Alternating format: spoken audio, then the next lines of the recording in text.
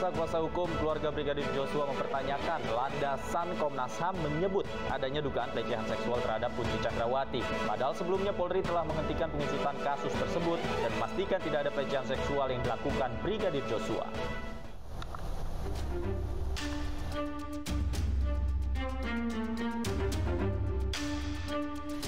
Istri Verdi Sambo, Putri Chandrawati, telah ditetapkan sebagai tersangka kasus pembunuhan berencana Brigadir Joshua beberapa waktu lalu.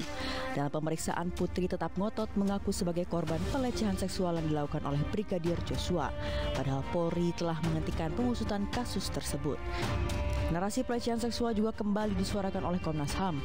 Dalam konferensi pers, Komnas HAM menyebut adanya dugaan pelecehan seksual yang terjadi di Magelang, Jawa Tengah.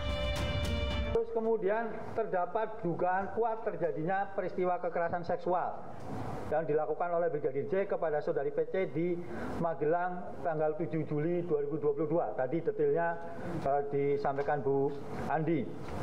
Kemudian terjadinya obstruction of justice dalam penanganan dan pengungkapan peristiwa kematian Brigadir J. Menanggapi hal tersebut, kuasa hukum keluarga Brigadir Joshua mempertanyakan bukti yang melandasi tuduhan pelecehan yang disampaikan oleh Komnas HAM.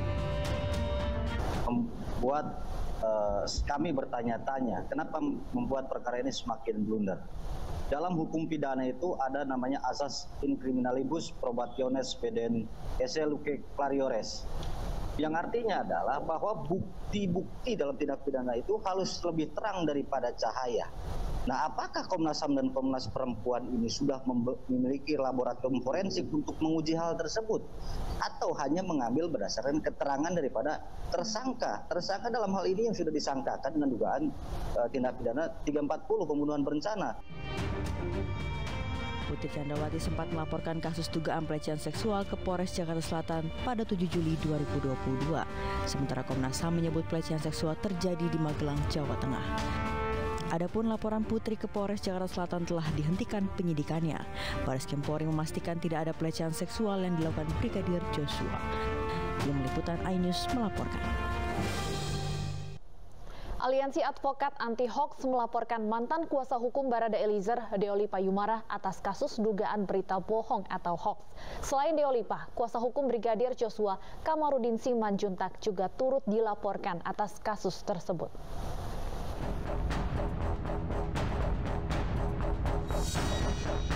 Deolipa Yumara yang dilaporkan oleh Aliansi Advokat Anti Hoax ke Bareskrim Polri pada Rabu kemarin atas kasus dugaan penyebaran berita bohong.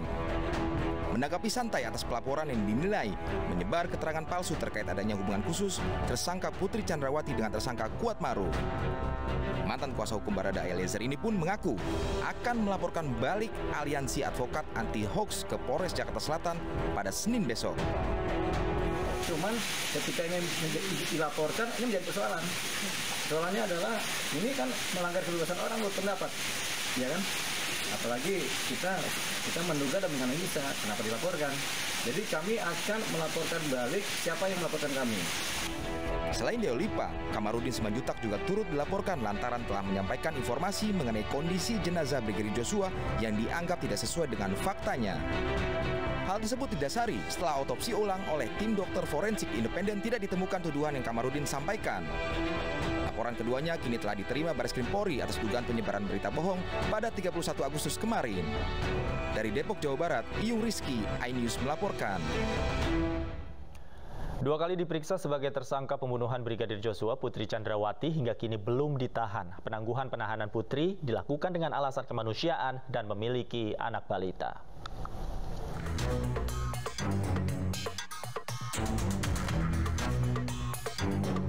Putri Chandrawati telah 2 kali menjalani pemeriksaan sebagai tersangka kasus pembunuhan Brigadir Joshua. Meski begitu, istri Verdi Sambo tak jua ditahan oleh penyidik Bareskrim Polri. Alasannya karena Putri dinilai memiliki anak balita yang masih membutuhkan pendampingan ibunya.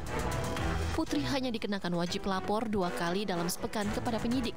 Penangguhan penahanan Putri disorot banyak pihak, termasuk aktivis perempuan Melanie Subono.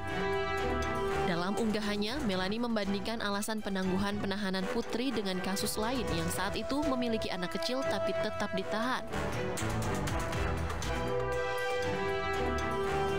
Berbeda dengan nasib Putri Chandrawati, dua perempuan di Pangkalan Bun, Kalimantan Tengah harus merasakan dinginnya jeruji besi lantaran terbukti menjadi mucikari dalam kasus prostitusi online. Mereka langsung ditahan meski keduanya tengah hamil 7 bulan dan memiliki anak balita. Kedua perempuan ini terancam hukuman maksimal 15 tahun penjara. Mereka tidak memiliki kesempatan mengajukan penangguhan penahanan meski kondisinya sedang hamil dan memiliki anak balita. Tim Liputan iNews melaporkan. Tidak ditahannya Putri Chandrawati di kasus pembunuhan Brigadir Joshua atas alasan kemanusiaan membuat publik berang. Putri disebut mendapat perlakuan khusus dari polisi. Dan untuk membahasnya, sudah bergabung bersama kami Komisioner Kompolnas Yusuf Warshim dan Ketua IPW Sugeng Teguh Santoso. Selamat sore, Pak Sugeng dan Pak Yusuf. Selamat sore. Baik, saya ingin ke Pak Sugeng terlebih dahulu. Putri Chandrawati hingga kini belum ditahan dengan alasan kemanusiaan. Nah, bagaimana Anda melihat ini, Pak? Januari 2021, Pak Kapolri di dalam satu proses fit and proper test menyatakan hukum tidak boleh tajam ke bawah, tumpul ke atas. Ya, sekarang ini konsistensi itu dipertanyakan oleh IPW. Karena posisi Ibu Putri yang adalah istri pejabat utama Polri telah diperlakukan istimewa, ya, menurut IPW. Artinya ada diskriminasi perlakuan. Sementara komitmen Pak Kapolri ditegaskan, hukum tidak boleh tumpul ke atas, tajam ke bawah. Tadi kita sudah lihat bahwa ada wanita lain juga yang terkena ancaman hukuman 15 tahun ditahan. Sementara penyidik tim sus ini tidak main-main menetapkan status tersangka pasal 340 dengan ancaman hukuman mati.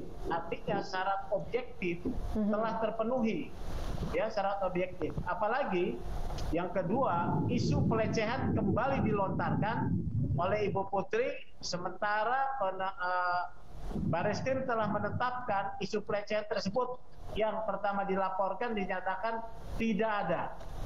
Artinya ada kualifikasi, ya, tidak kooperatif dari Ibu Putri, apalagi dikaitkan dengan adanya konfrontir pada hari Rabu, pada beberapa hari Rabu, ya, hari Rabu lalu antara Bu Putri dengan para tersangka dan saksi. Artinya keterangannya ini tidak berkesesuaian. Nah, ini satu alasan untuk dilakukan penahanan.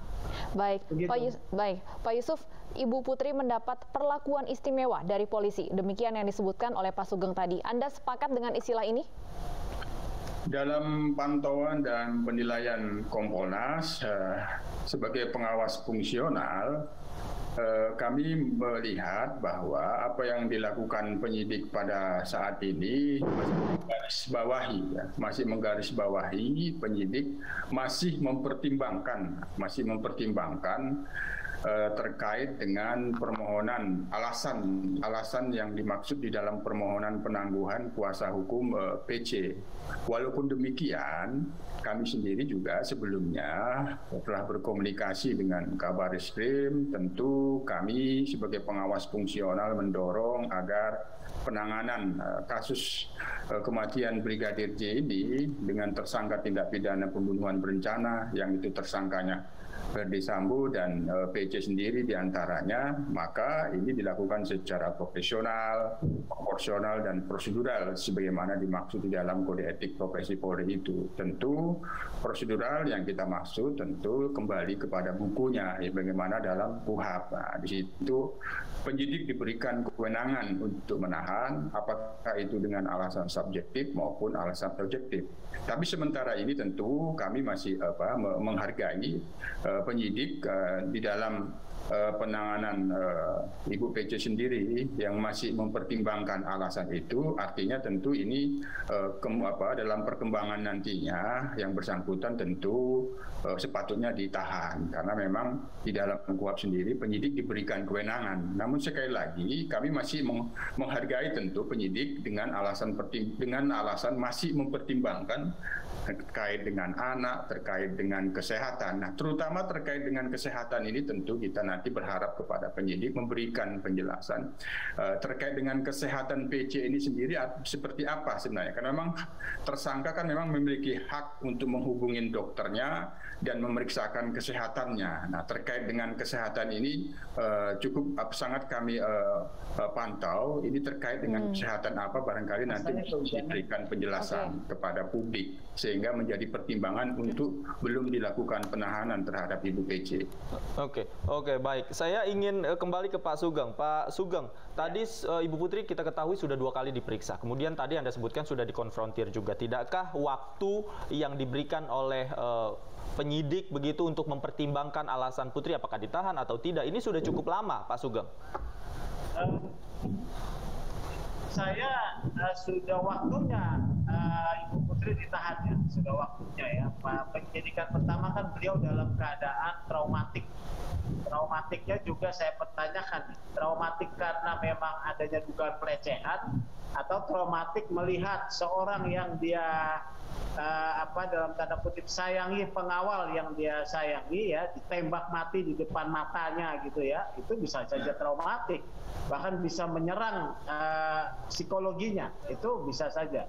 Atau traumatik karena pelecehan. Oleh karena itu apakah ada hasil assessment ya yang dari psikolog forensik atau psikiater forensik yang kemudian dituangkan dalam bentuk visum et repertum psikiatrum yang menjelaskan bahwa Ibu Putri itu traumatik karena pelecehan atau karena apa?